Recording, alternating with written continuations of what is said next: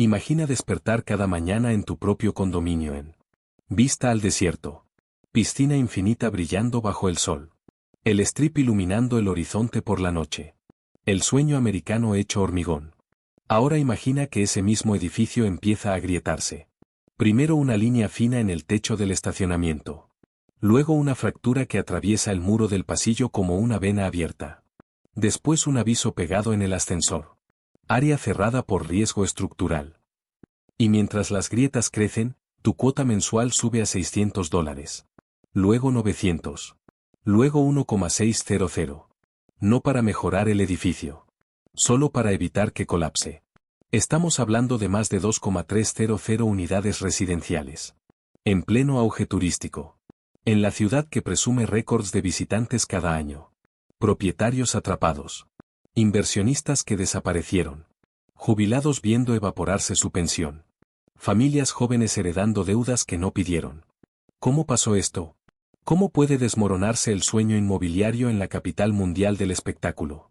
Esto no es un caso aislado. No es una torre mal administrada. Es el colapso silencioso de un imperio de concreto. Mientras el Strip bate récords y los casinos celebran ganancias históricas, a pocos kilómetros hay edificios que se hunden milímetro a milímetro cada año. Y nadie habla de ello. Porque esta historia incomoda. Revela lo que ocurre cuando la ambición supera a la ingeniería. Cuando la codicia diseña hogares como si fueran fichas de casino. Hoy vamos a destapar esas grietas.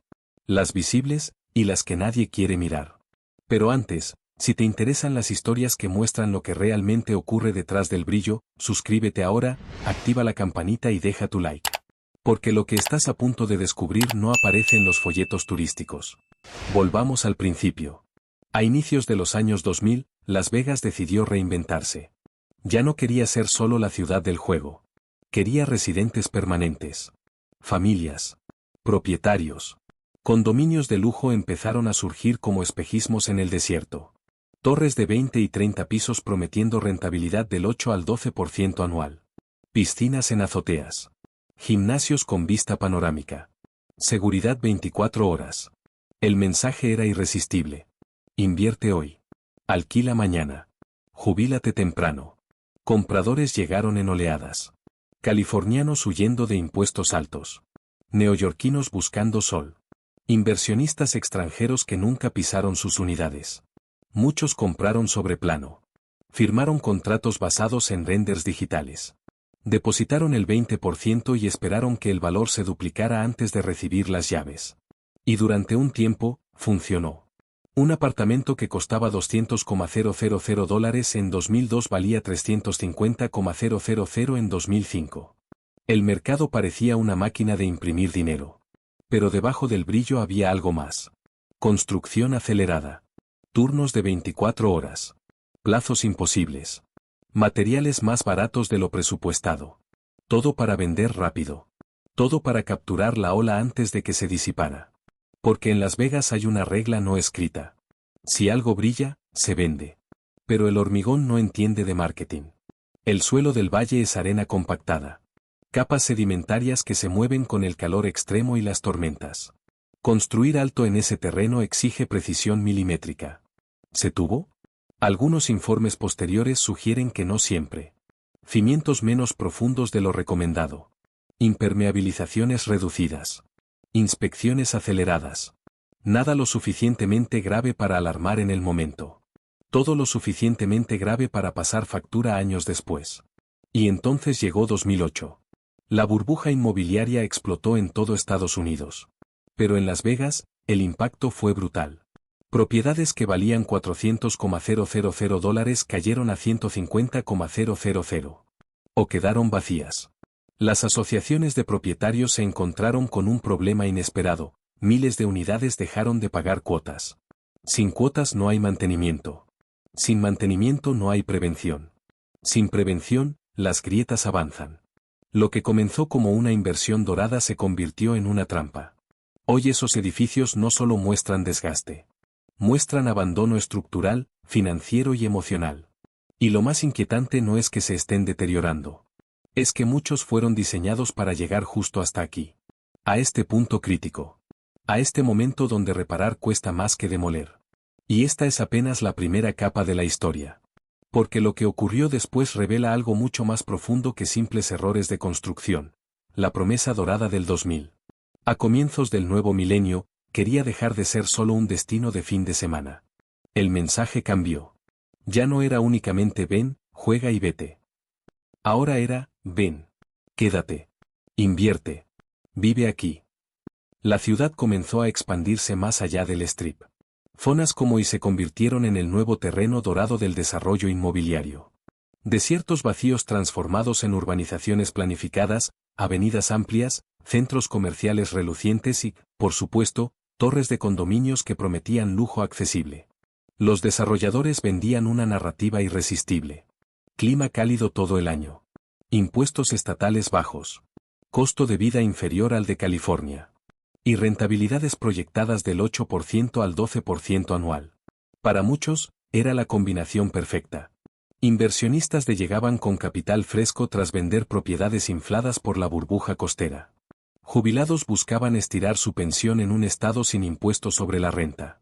Compradores extranjeros veían una oportunidad de diversificación en el mercado estadounidense. El mercado era tan agresivo que muchas unidades se vendían antes de que existiera el edificio. Se compraba sobre planos. Se firmaban contratos con imágenes generadas por computadora. Se prometían acabados de lujo, electrodomésticos de alta gama, balcones panorámicos. Depósitos del 10% o 20%. Financiamiento preaprobado. Entrega en 18 meses. Y el incentivo más poderoso, la expectativa de revalorización inmediata. Había compradores que jamás pensaron en vivir allí. Solo esperaban cerrar el contrato y revender antes de la entrega. Era especulación pura, pero disfrazada de inversión inteligente. Durante unos años, la estrategia parecía brillante. Entre 2002 y 2005, el precio promedio de los condominios se disparó. La sensación era que el crecimiento no tenía techo. Cada nuevo proyecto se vendía más rápido que el anterior. Las grúas dominaban el horizonte. Los renders mostraban piscinas infinitas, spas, gimnasios con ventanales de piso a techo. La palabra clave era, lujo, incluso cuando los materiales no lo eran.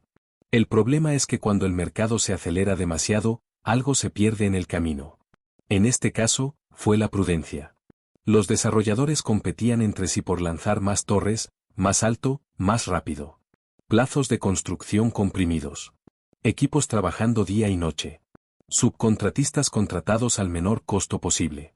Porque en ese momento, la prioridad no era la durabilidad. Era la velocidad. Mientras los compradores celebraban la plusvalía sobre el papel, pocos preguntaban por estudios geotécnicos profundos. Pocos revisaban memorias técnicas. Pocos cuestionaban si el terreno del valle, una cuenca sedimentaria compuesta por arena, grava y arcilla compactada, podía sostener decenas de estructuras verticales levantadas simultáneamente.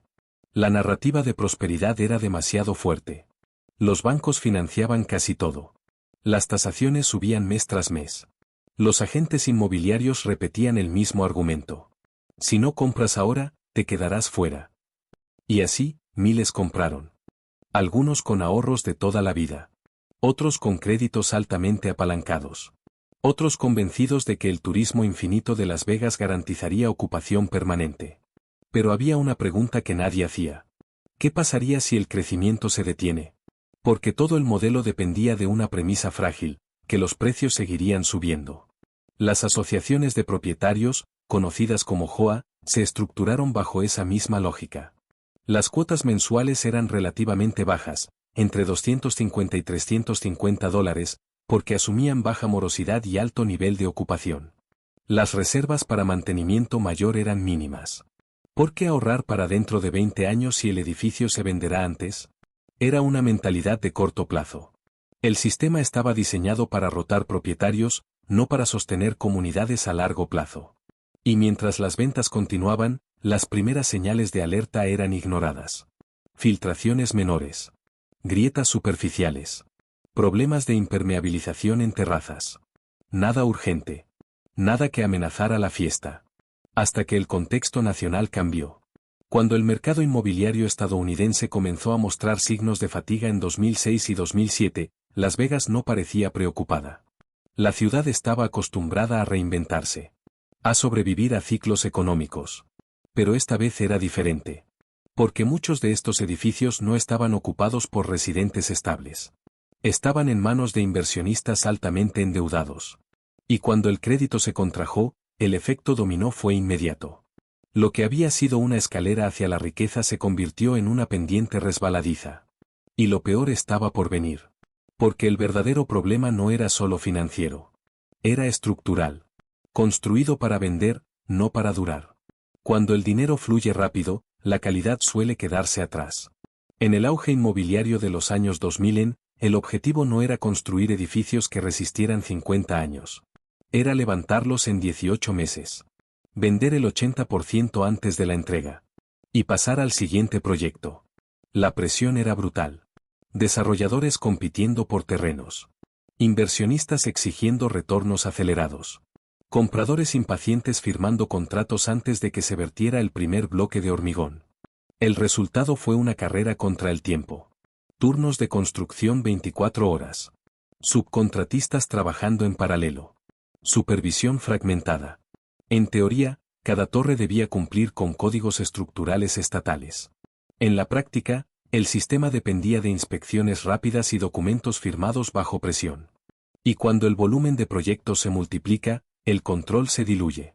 Uno de los factores críticos fue el suelo. El Valle de Las Vegas es una cuenca sedimentaria. Durante millones de años acumuló capas de arena, grava y arcilla. No es roca sólida. Es un terreno que se compacta de manera desigual, especialmente bajo cargas pesadas. Construir torres de 20 o 30 pisos sobre ese suelo requiere estudios geotécnicos profundos y pilotes que alcancen estratos estables.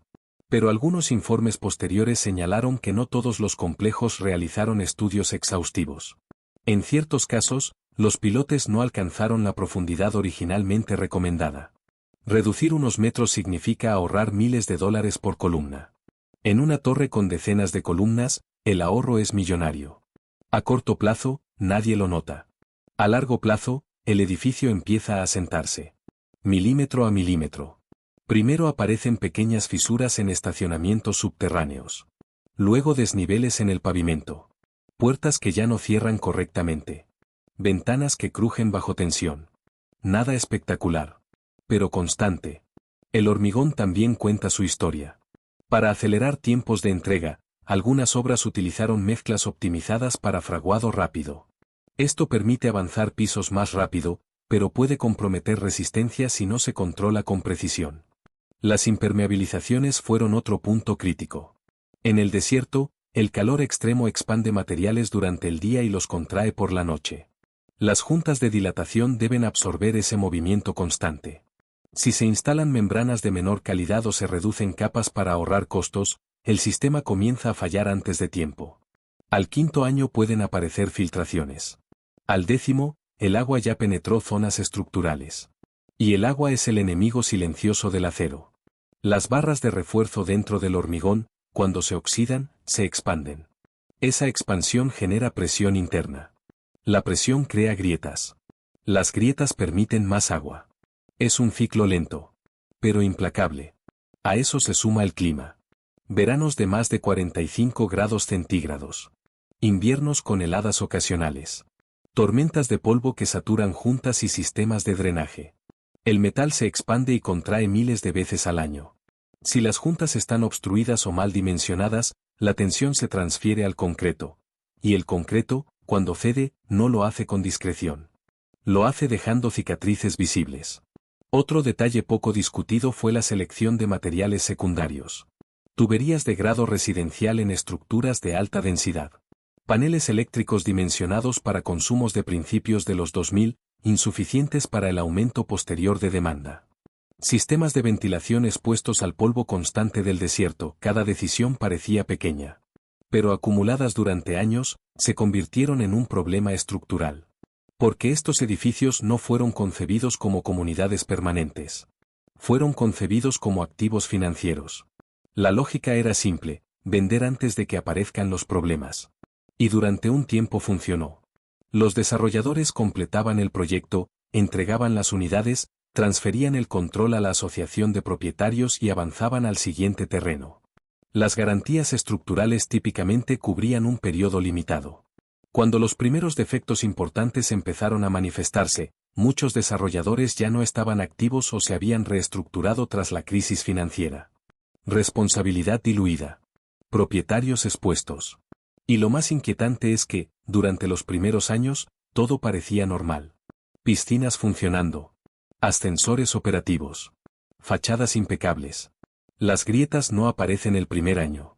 Aparecen cuando el edificio cumple 10, 15, 20 años. Justo cuando las reservas de mantenimiento comienzan a quedarse cortas. Y justo cuando el mercado deja de ser indulgente. Porque lo que realmente detonó la crisis no fue solo cómo se construyeron estos edificios. Fue lo que ocurrió cuando la economía dejó de sostenerlos, el golpe del 2008 y el inicio del abandono. En 2008, el sistema dejó de respirar. La burbuja inmobiliaria en Estados Unidos explotó con una fuerza que pocos anticiparon. Hipotecas subprime colapsaron, bancos restringieron crédito y el valor de las propiedades cayó en picada.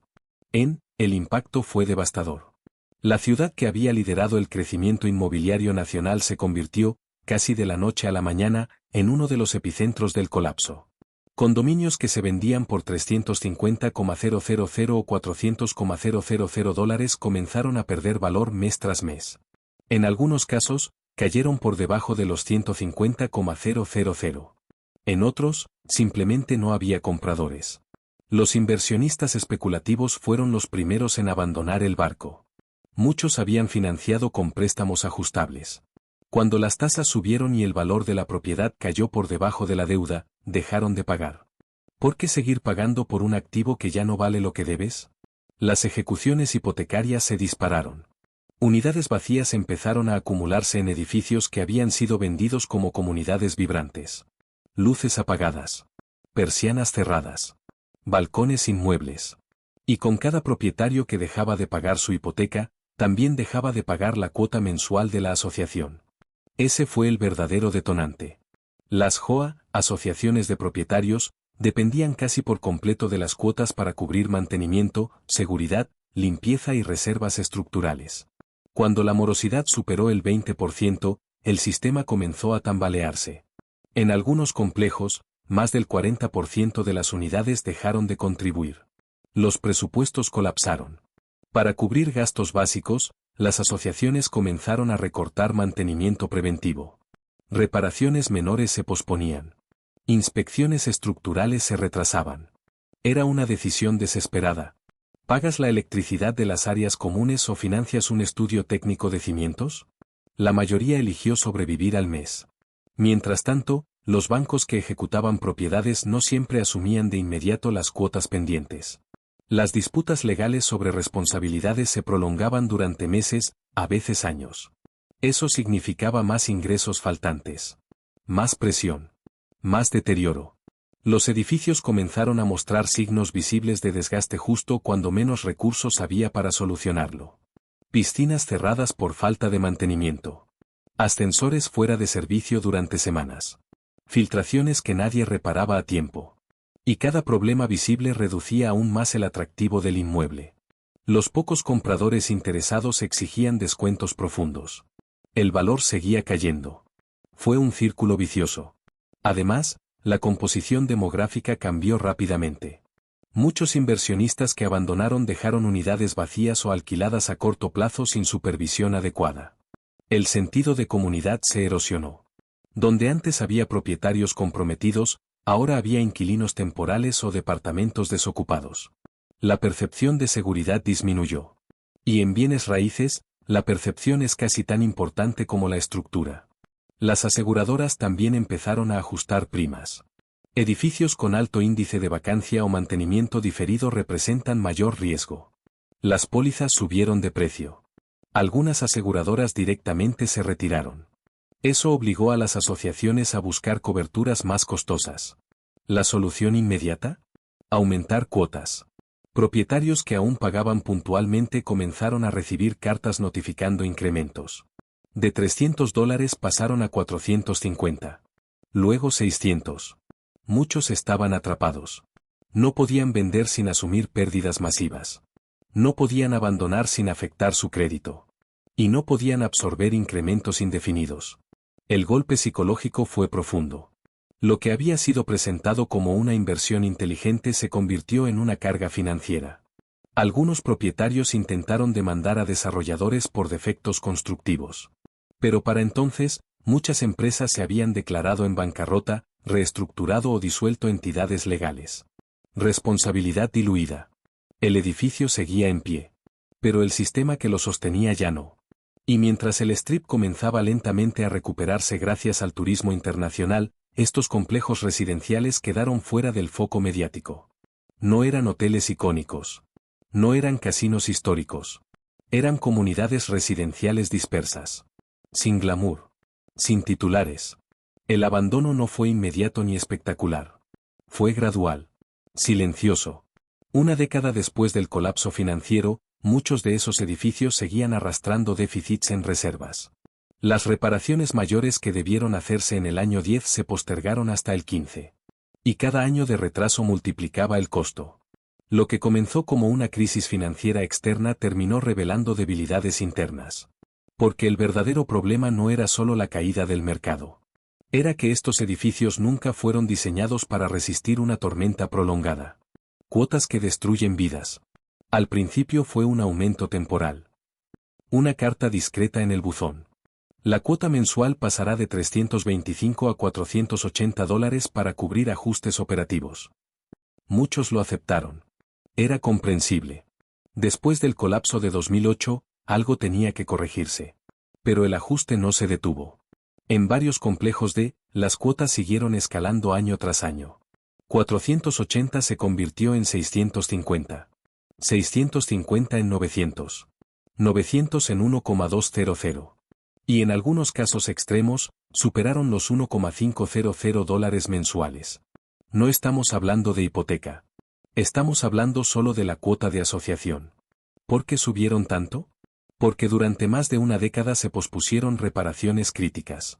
Estudios estructurales revelaron asentamientos diferenciales. Se detectaron filtraciones en estacionamientos subterráneos. Sistemas eléctricos necesitaban actualización completa. Impermeabilizaciones fallidas debían reemplazarse desde cero. Y cuando finalmente se realizaron auditorías técnicas profundas, la conclusión fue brutal. El fondo de reservas estaba dramáticamente subfinanciado. Muchos edificios tenían ahorrado apenas el 20% o 30% de lo necesario para enfrentar reparaciones mayores. La única forma de cubrir el déficit era imponer special assessments. Pagos extraordinarios obligatorios. En algunos complejos, los propietarios recibieron notificaciones de $25,000, $40,000, incluso $60,000 por unidad. Pagaderos en cuotas mensuales. Para un jubilado con ingreso fijo, eso era devastador. Imagina tener tu condominio pagado. Sin hipoteca. Pensando que tus gastos mensuales serían previsibles. Y de pronto, te enfrentas a $1,400 mensuales adicionales durante 5 años. Muchos no pudieron asumirlo. Algunos intentaron vender. Pero ¿quién compra una unidad con cuotas de $1,500 y una evaluación especial pendiente? El mercado lo reflejó inmediatamente. Los precios volvieron a caer. Propiedades que habían empezado a recuperarse después de 2012 volvieron a perder valor. Porque el comprador no evalúa solo el precio de adquisición. Evalúa el costo total de vivir allí. Y cuando la cuota supera la hipoteca promedio en otras zonas, el atractivo desaparece. Algunos propietarios optaron por dejar de pagar. El problema se reinició. Más morosidad. Más presión financiera sobre quienes sí cumplían. En ciertos edificios, el porcentaje de propietarios al día cayó nuevamente por debajo del 70%. Eso obligó a nuevos incrementos. Un círculo financiero que se alimentaba a sí mismo. Pero el daño no fue solo económico. Fue psicológico. Personas que habían comprado buscando estabilidad comenzaron a vivir con ansiedad constante. Cada reunión de la asociación se convertía en un campo de batalla. Acusaciones cruzadas. ¿Quién fue responsable de no haber ahorrado más en los primeros años? ¿Los desarrolladores? ¿Las juntas directivas iniciales? ¿Los propietarios que votaron en contra de aumentar cuotas antes? Las reuniones se volvieron tensas. Divisivas, algunos residentes denunciaban falta de transparencia en contratos de reparación. Otros sospechaban sobrecostos en licitaciones. Cuando el dinero escasea, la confianza también. Además, los bancos comenzaron a ver estas propiedades como activos de alto riesgo. Financiar la compra de una unidad con litigios estructurales abiertos o cuotas extraordinarias elevadas se volvió más difícil. Menos compradores aprobados significa menos liquidez. Menos liquidez significa más propietarios atrapados. Y mientras tanto, los edificios seguían necesitando intervención. El concreto no espera decisiones administrativas. El acero no se detiene porque la junta esté dividida. Cada verano extremo, cada tormenta intensa, cada año adicional sin reparación integral aumentaba el costo final. Lo más cruel es que muchos propietarios hicieron todo bien. Pagaron puntualmente. Asistieron a reuniones. Votaron responsablemente. Y aún así quedaron atrapados en una estructura financiera diseñada para un escenario que nunca llegó, crecimiento perpetuo. Las cuotas que comenzaron como un mecanismo de mantenimiento se transformaron en una carga que definía la vida diaria. Algunos retrasaron jubilaciones. Otros tomaron segundas hipotecas. Otros simplemente entregaron las llaves al banco.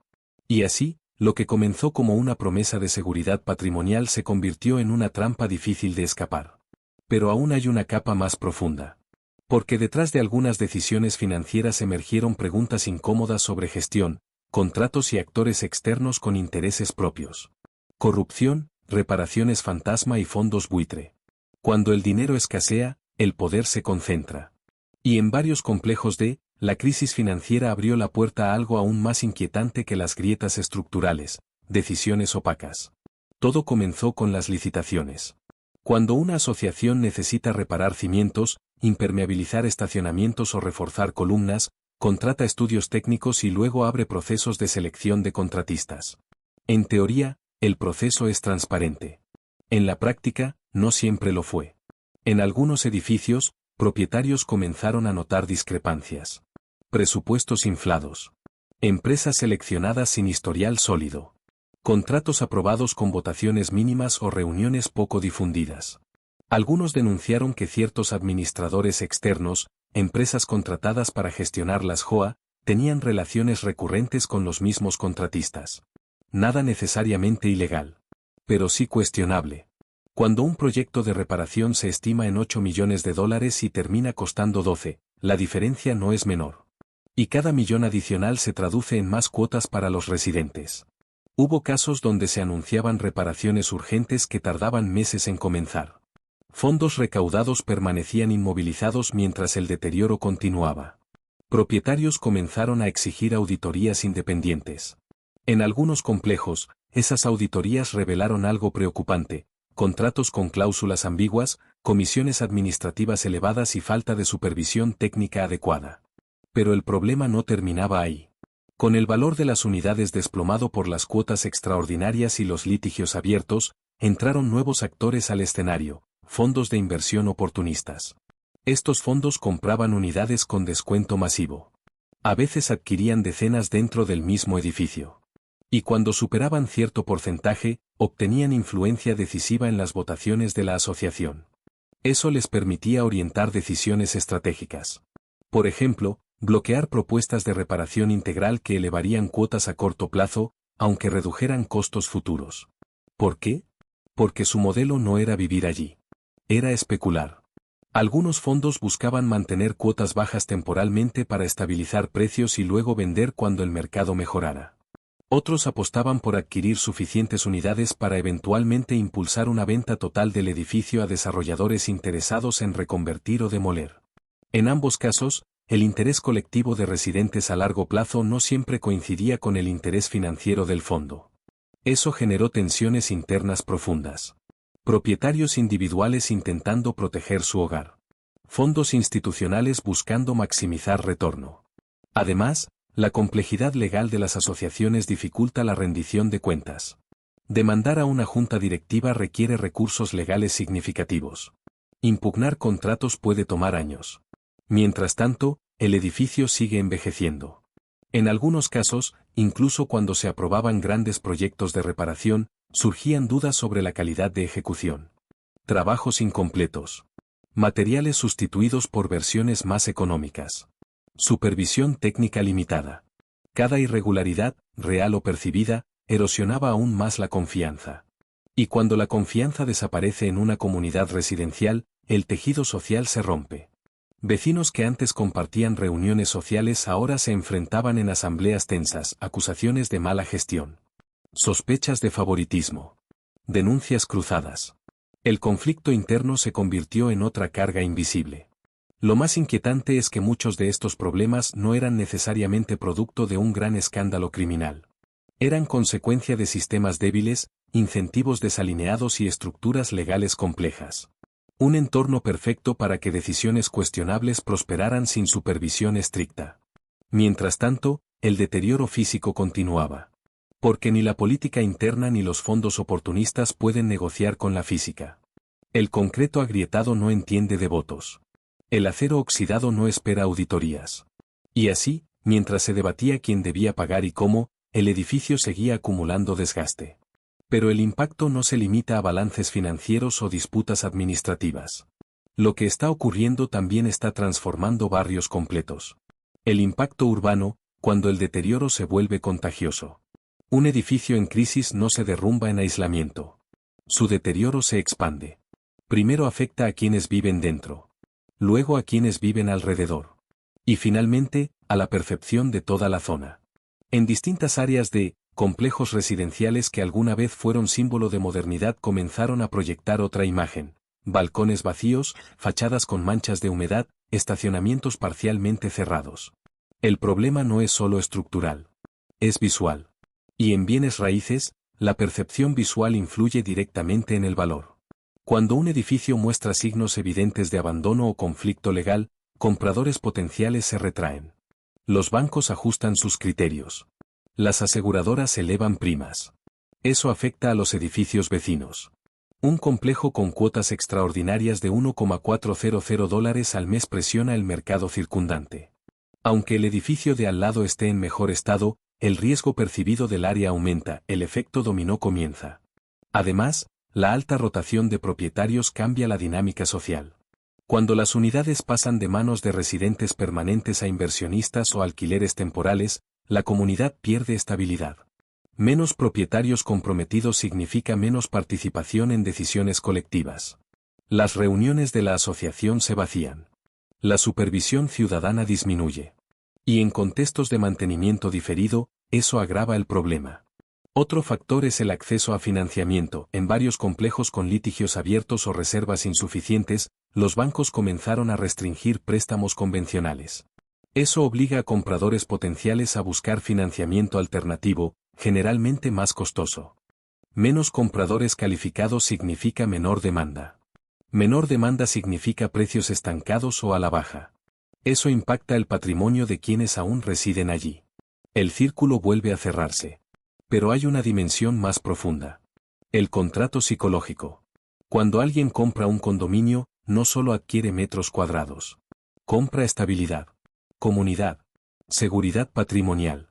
Cuando esa expectativa se rompe, la desconfianza se extiende más allá del edificio. Algunos residentes comenzaron a cuestionar el modelo completo de asociaciones de propietarios. ¿Es sostenible depender exclusivamente de cuotas variables para cubrir riesgos estructurales de largo plazo? Otros se preguntan si las regulaciones estatales deberían exigir reservas más robustas desde el inicio. El caso de Las Vegas no es aislado en Estados Unidos, pero aquí tiene una particularidad: la ciudad fue símbolo de reinvención constante.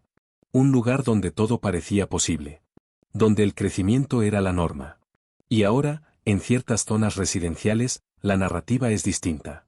No hay titulares dramáticos. No hay colapsos espectaculares. No hay sirenas constantes. Hay algo más inquietante. Una erosión lenta. Milimétrica. Edificios que aún están en pie, pero financieramente frágiles. Comunidades que siguen funcionando, pero bajo tensión constante. Y mientras el turismo sigue batiendo récords en el Strip, estas historias permanecen fuera del foco mediático. Porque no encajan con la imagen de prosperidad.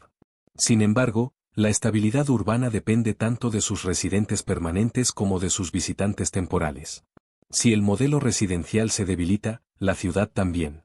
Lo que está ocurriendo no es solo una crisis inmobiliaria.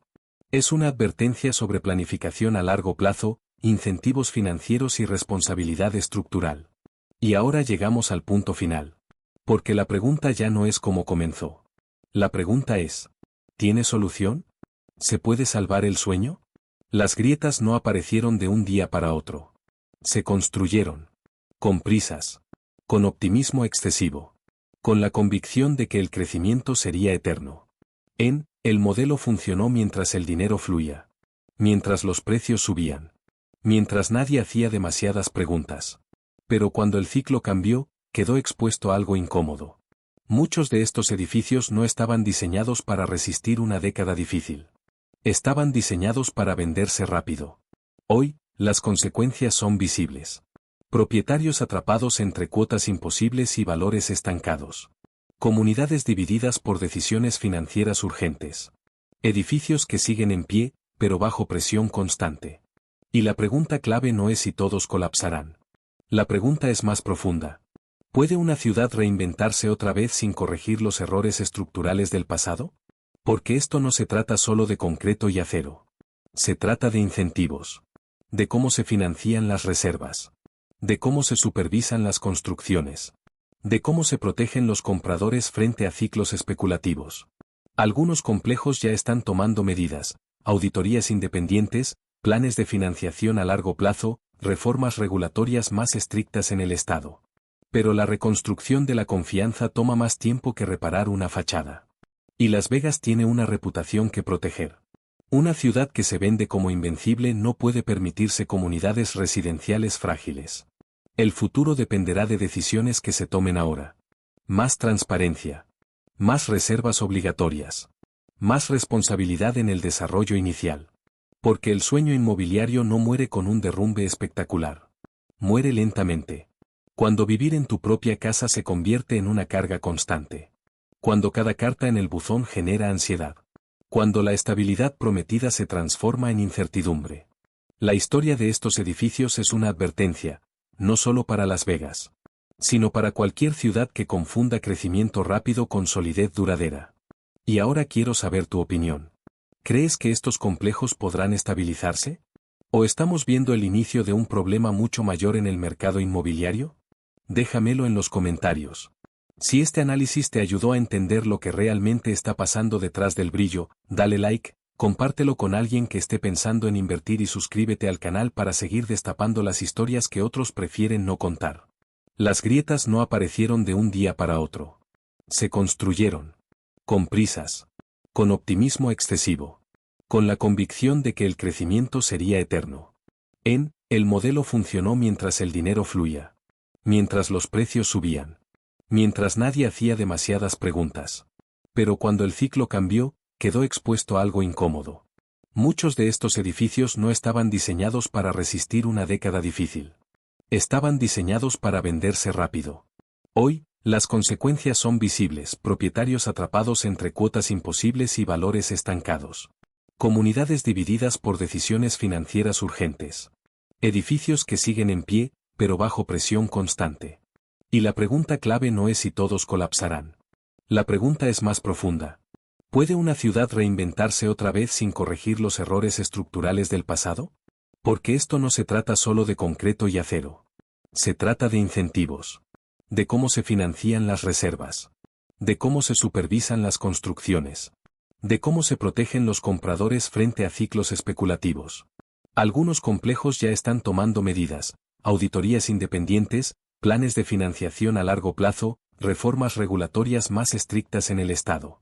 Pero la reconstrucción de la confianza toma más tiempo que reparar una fachada. Y Las Vegas tiene una reputación que proteger. Una ciudad que se vende como invencible no puede permitirse comunidades residenciales frágiles. El futuro dependerá de decisiones que se tomen ahora. Más transparencia. Más reservas obligatorias.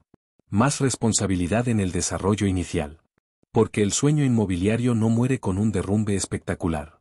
Muere lentamente. Cuando vivir en tu propia casa se convierte en una carga constante. Cuando cada carta en el buzón genera ansiedad. Cuando la estabilidad prometida se transforma en incertidumbre. La historia de estos edificios es una advertencia. No solo para Las Vegas, sino para cualquier ciudad que confunda crecimiento rápido con solidez duradera. Y ahora quiero saber tu opinión. ¿Crees que estos complejos podrán estabilizarse? ¿O estamos viendo el inicio de un problema mucho mayor en el mercado inmobiliario? Déjamelo en los comentarios. Si este análisis te ayudó a entender lo que realmente está pasando detrás del brillo, dale like, compártelo con alguien que esté pensando en invertir y suscríbete al canal para seguir destapando las historias que otros prefieren no contar. Nos vemos en el próximo video.